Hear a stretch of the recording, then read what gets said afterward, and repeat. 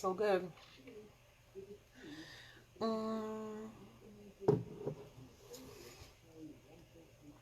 Good morning to you.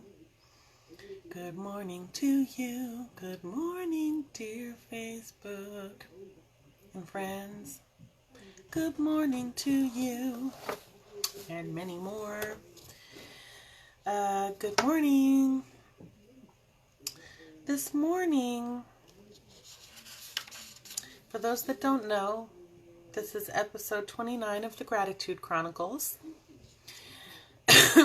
where I decided one day to look at the back of my Bible on all the verses that had to do with gratitude. And when you look up gratitude or whatever, it gives you another, like word that's similar, like thanksgiving, thankfulness, praise, commend, bless. All in all, there was 97 verses. And today I'm on, it's not really verse 29, it's episode 29 because I combined a couple, anyway, it doesn't matter. 29. That's where I'm at. And it's Proverbs 12:8. I'm going to read it to you. Verse 8. A person is praised according to their prudence, and one with a warped mind is despised. Now, it says prudence. When I look up that word, it said prudence was wisdom, understanding, diplomacy, that kind of thing. Warped is basically a perverse mind or a wicked mind or an evildoer. So a person is praised according to their wisdom and diplomacy and understanding, but like someone who's wicked and an evildoer, they are despised. Anyway, that's the verse. Now, chapter 12 basically speaks about the righteous and the wicked. It talks about consequences for the wicked, blessings for the righteous when you walk in the way of the righteous. And where is it right here? I'm going to pull it up. The very first, I have like the New American Standard Version, and on Blue Letter Bible, the NIV version, the very first verse says, "Whoever loves discipline loves knowledge, but whoever hates correction is stupid." It says stupid in the Bible. And it was like, anyway, so basically when I'm reading through this, it talks a lot about the different blessings of walking as a righteous person, that that you are favored by God and man, that you have peace, that you, and also, by the way, Proverbs 12:10 is one of my favorite verses for my vet tech and animal people out there. It says, "The righteous care for the needs of their animals, but the kindest act of the wicked are cruel." It even talks in the Bible about caring for your animals, just so you know. And it talks about not being lazy, about working, being diligent with your hands, and the fruits of speaking kindness and speaking well. Verse 14? I can speak. Verse 14. "From the fruit of their lips, people are filled with good things, and the work of their hands brings them reward." Anyway, "the way of the fool seems right to them," like they just can't be told what to do. "But the wise listen to advice." Anyway, the whole thing, you should read chapter 12 because it's really good. It basically talks about, the righteous and how the righteous live and the blessings that the righteous have, and the wicked. And how the wicked live and the things that happen in their life, you know what I mean? And just wisdom, like verse 25 in Proverbs 12. "Anxiety weighs down the heart, but a kind word cheers it up." Like some really good things. But here's what I wrote.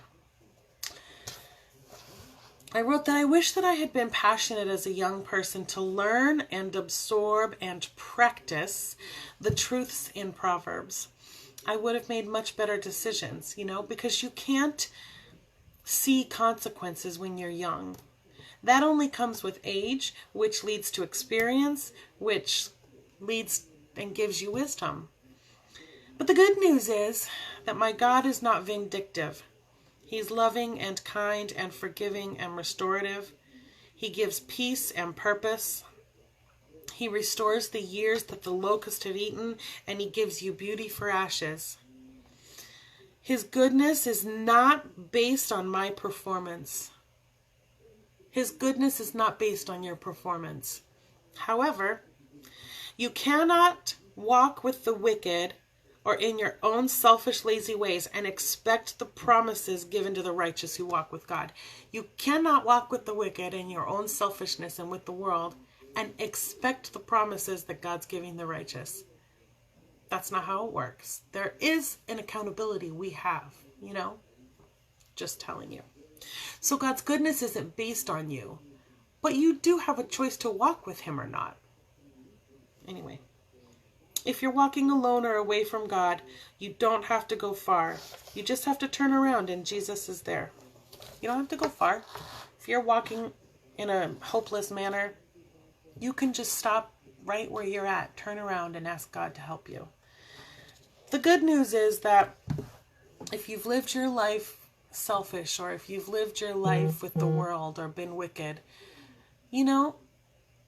God's not vindictive.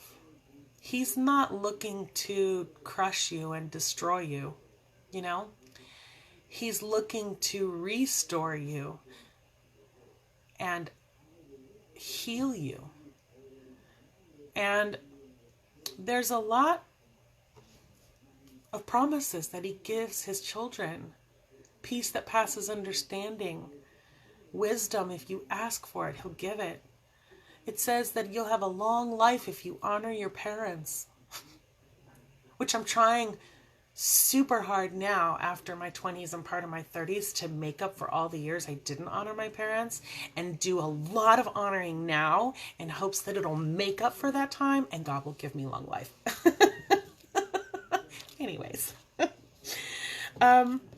Anyways, I just really, when I was reading through all those things, I could have read through that stuff when I was younger and it would not have touched me or affected me. It's like, oh, well, isn't that nice? You just think you're going to live forever and that you know better.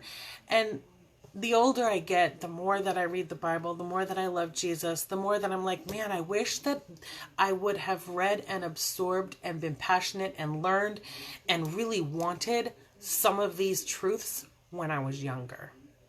I mean, listen, young people, if I have young people listening, listen, hear me.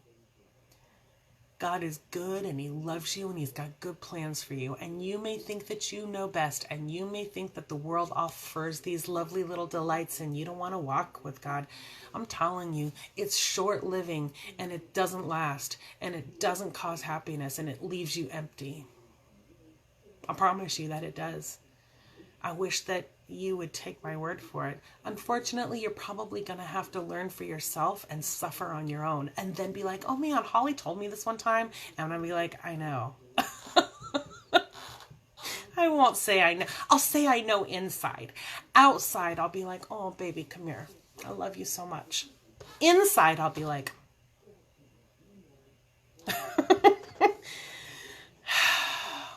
I gotta go. Anyways, I know you can see right here, I'm talking, I bit my lip and it's swollen. So I'll put ice on it and stuff, but I got a poofy lip. So whatever. I love you guys like a crazy person. And listen, be good to one another. Don't forget you are one of the one another's. Don't forget to be good to yourself. It's not selfish. It's called healthy boundaries. How are you expected to pour into everybody else and into things that you want to do with your life? And how are you expected to do that if you aren't having self-care? If you don't love others and also yourself? That's not selfish. It's appreciating what God is giving you, who he's made you, and taking care of it. Okay? All right. I love you, and I mean it, Peanut. Mwah.